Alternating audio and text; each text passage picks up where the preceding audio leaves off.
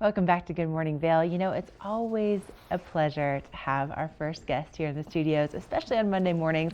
I look forward to these because I always learn something new. And I'm here with Dan Smith from Friends of Mountain Rescue. Good morning, Dan. Good morning. Good to see you. And, you know, Dan, when it comes to getting into the backcountry, you know, it's a little bit different than just getting out there to take some turns like Chris will be doing on the resort today. Yeah, and, you know, with all of the snow that we've had this season, things are a little tricky out there. Well, the snow and the wind, there's a lot of thin places that the wind's blown off, and they're dangerous because they can trigger an avalanche because you have less cushion between you and a terrain feature that's holding the snow. And when you cut it, down it goes. If it runs 1,000 feet, that builds up a lot of snow. You've got real heavy slabs in a number of places, and if you're under one of those, meaning downslope from it, and somebody ski cuts it or you remote trigger it, which can happen, it's going to come down. All this snow will come down. You know, it'll melt and sink in, or as we get into spring, it'll just start to come down. The key to survival is not to be under it. So you have to watch out for a lot of things. You have to look at, okay, I'm on this nice flat road with my snow machine and my 4 buddies, and we're all sort of jammed up together because we're stopping to talk to each other. That's a bad idea. String it out.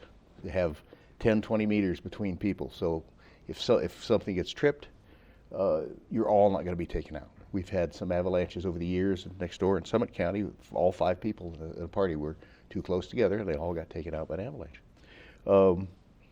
You need to be aware of what's above you.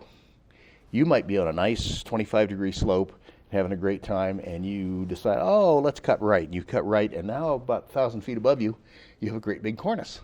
Well, you can trigger that cornice from that far below. It can happen. So be aware of what's above you, and stay on those lower slopes below 30 degrees, and have a good day. Don't push your luck.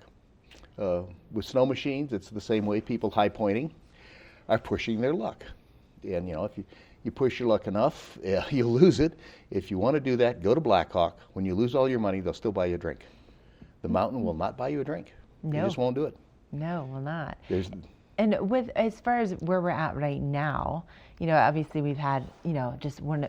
Breckenridge just had the snowiest February on record. We're still not even done with it. No. But then we're getting more snow. We have that winter weather advisory in effect today. So as far as those conditions are concerned, where would you send people to kind of check in and make sure that they know what's happening? CAIC is the first place to go. And what does that stand for? Colorado Avalanche Information Center.